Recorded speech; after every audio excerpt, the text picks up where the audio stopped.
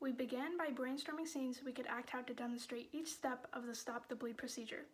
While doing this, we kept in mind that in a realistic situation, a person may not have access to medical equipment such as gauze or a tourniquet.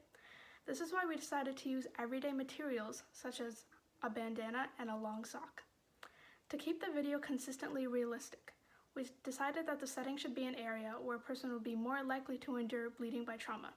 We filmed in a parking garage at night since it's generally an isolated place where shootings commonly happen, and where there wouldn't be too many people to immediately call for help. The parking garage's gray color scheme and brash lighting also added to the grave, somber tone we consistently kept in our video. We wanted to prioritize the education of how to stop the bleed, since the prompt essentially lends itself to an educational video. This is why the PSA doesn't dwell on a narrative, rather it's straight to the point in sharing the facts and describing the steps.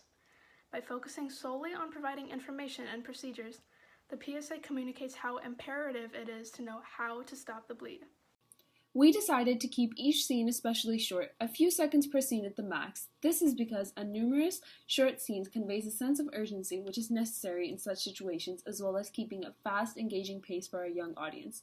Most of our scenes were close-up shots, which was intended to show each step of the procedure in as much detail as possible, including details such as the amount of pressure that should be applied to the wound, indicated by the shaking of the hands, which is made noticeable by this close-up shot. Compress the wound. By adding a clock ticking into the background of the video, it provides the viewer with the idea that time is of essence in this case, keeping up our theme of urgency. The faster a bystander is able to control and minimize as much blood loss as they can, the more likely the victim will be to survive. With our PSA, we wanted to appeal to younger audiences. As teenagers ourselves, we know that kids our age may easily find themselves in dangerous situations, such as late at night in a parking garage, where it might be life-saving to know how to stop the bleed.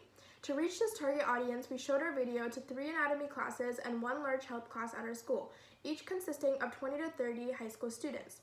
We specifically chose these classes to show our video because the subject of our video is relevant to the curriculum of these courses. For instance, the kids in the health class learn how to tie tourniquets among other emergency procedures, and the kids in the anatomy classes would generally be interested in learning a procedure that has to do with the human body. First, I contacted the teachers to get permission to show the video. Then we explained to the class who we were, what the PSA was about, and what they would gain from the video. We answered questions and even received comments like, "Oh, that's what a tourniquet is?" Comments like these let us know that the kids in fact did learn something. Through both its content and tone, our PSA will greatly change the public's perception of trauma bleeding and give them insight on how to act in such situations. For example, it's not common knowledge that emergency services take 6 to 9 minutes to arrive at a scene, but by stating this fact in our PSA, the public gains that vital piece of information. The PSA also provides information that's straight to the point. The straightforward presentation of information allows the public to clearly understand the steps to stop bleeding and the consequences of not doing them. Likewise, the urgent tone allows the public to know the necessity of knowing how to stop the bleed, thus making them more receptive to learning the procedure. After watching the PSA, the public is also likely to act more quickly if they ever find themselves in this kind of situation.